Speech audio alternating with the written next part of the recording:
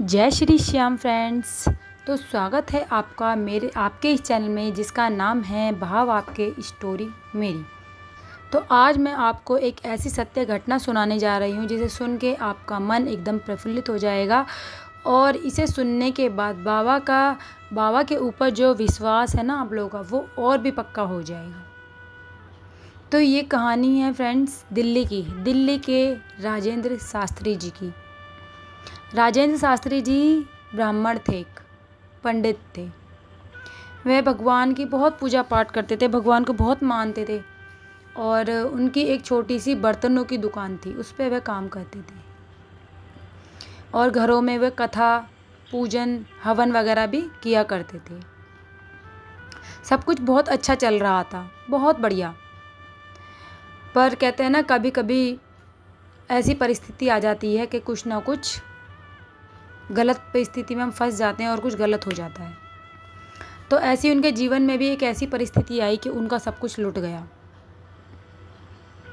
वह बताते हैं हमें शास्त्री जी कि जो उनकी बर्तनों की दुकान थी वह भी बिक गई और उनके ऊपर करीबन 40 लाख का कर्जा हो गया और वो किराए के मकान में रहने लगे, छोटे से किराए के मकान में।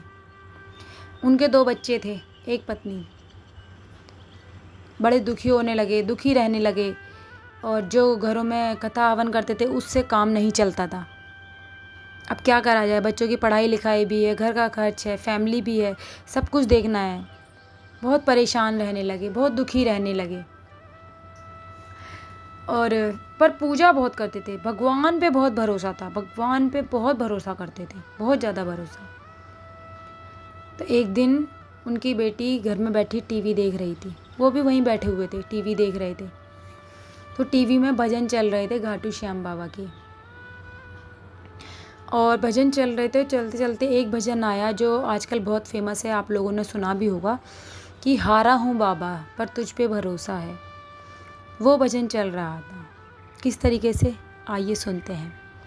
हारा हूँ बाबा पर तुझ पे भरोसा है, जीतूंगा एक दिन मेरा दिल ये कहता है। तो ये भजन सुन के शास्त्री जी के मन में एक उमंग सी जाग गई, एक उम्मीद जाग गई ना, और वो बड़े खुश हुए मन में, मतलब बहुत ही खुश होने लगे। फिर शाम को बच्चों ने खाना वाना खाया, बच्चे सो गए। तो अकेले दोनों हस्बैंड वाइफ बैठे हुए थे, आपस में परिवार की बातें कर रहे थे। तभी शास्त्री जी अपनी पत्नी से कहते हैं कि सुनो, मेरे मन में एक इच्छा है। तो उनकी पत्नी ने कहा हाँ बताइए ना, क्या बात है। कि मेरी घाटू श्याम जाने की इच्छा है। पत्नी ने कहा ये तो बहुत अच्छी बात है, बाबा के धाम जाइए, वो तो हारे के सहारे हैं, शायद वही हमारा बेड़ा पार लगाएं। तो शास्त्री जी ने देरी न करते हुए उसी रात बस अड्डे से कश्मीरी गेट से बस बुक करी और अगले दिन ही वह रात को घाटू श्याम के लिए निकल गए अकेले। घाटू श्याम गए, मन में भगवान का भजन करते, हारा हूँ बाबा, हारे का सहारा घाटू मेरा, 3 बाण धारी की जय, हारे के सहारे की जय।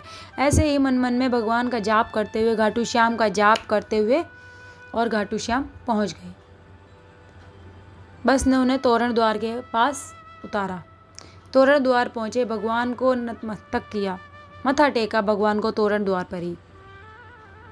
मत्था टेक के वहाँ रुके, नहाए धोए, कपड़े चेंज करे और बाबा का निशान लिया और बाबा के भजन गाते हुए बाबा के दरबार में पहुँच गए।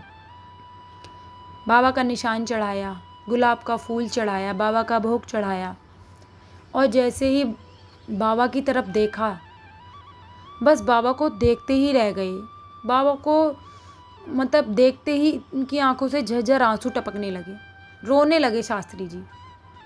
मुंह से कोई आवाज़ नहीं, बस रो रहे हैं, आंसू बह रहे हैं, मानो जैसे बाबा से बातें कर रहे हो, बाबू को अपना दुख बता रहे हो, रो रहे हैं।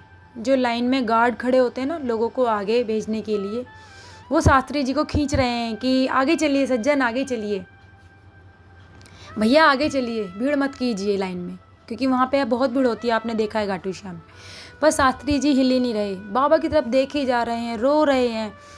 तो उस गार्ड ने ज़बरदस्ती खींच के शास्त्री जी को मंदिर से बाहर निकाल दिया। बाहर आए, श्याम कुंड में स्नान किया, कुछ खाया पिया, फिर थोड़ा सा घूमे फिरे। वहाँ देखा लोगों ने नारियल बांध रखे हैं जगह जगह लाल कपड़े में। तो एक भैया से पूछ बैठे कि भैया ये क्या है।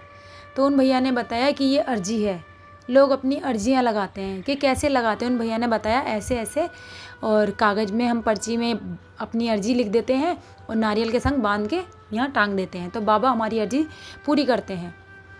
शास्त्री जी के मन में भी आया कि मैं भी क्यों ना अपनी अर्जी बांधूँ। उन्होंने वहीं मंदिर के पास से ही पेपर लिया, पेन लिया, एक नारियल लिया, कलावा लिया, पर उनको लाल कपड़ा नहीं मिला। बड़े परेशान हुए, ढूंढा इधर उधर दुकानों पे, तो उनको पीताम्बरी कलर का कपड़ा मिला। उन्होंने कहा कोई नहीं, बाबा को तो पीताम्बरी कलर वैसे भी बहुत प्यारा है। तो उन्होंने उस पीताम्बरी कलर के कपड़े में ही अपनी अर्जी बांधने की सोची। उन्होंने पर्ची पे जिन लोगों से उन्होंने कर्जा ले रखा था सबके नाम लिख दिए और नीचे लिख दिया कि बाबा अब तू जाने तेरा काम जाने। इतना लिख के फटाफट उन्होंने अर्जी बांधी और बाबा के मंदिर में अर्जी को बांध दिया। रात को वहीं रुके, घाटू श्याम में ही। अगले दिन सुबह फिर नहा धो के बाबा के दर्शन करे, शाम को भी दर्शन करे।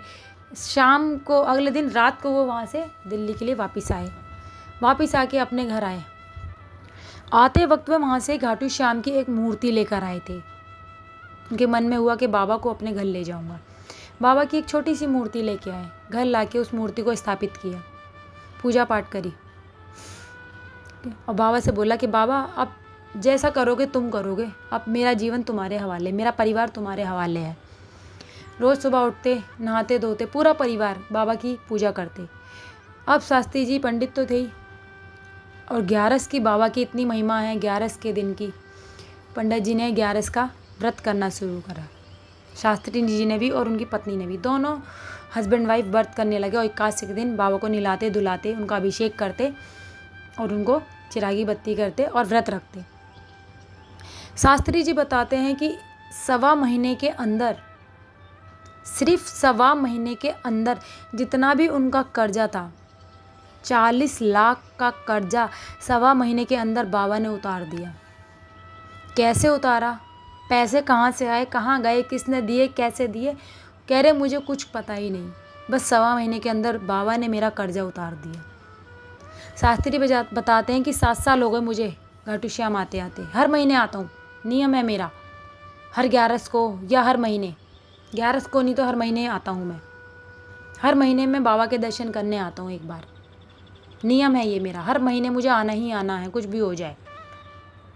हर महीने आता हूँ और आज 7 साल हो गए मुझे आते आते। और बाबा ने कहा मैं छोटे से मकान में किराए पे रहता था, आज मेरे बाबा ने 4 मकान खड़े कर दिए हैं। मेरे खुद के 4 मकान हैं, और जो मेरी दुकान बंद हो गई थी वह भी मैंने दोबारा शुरू कर दी है।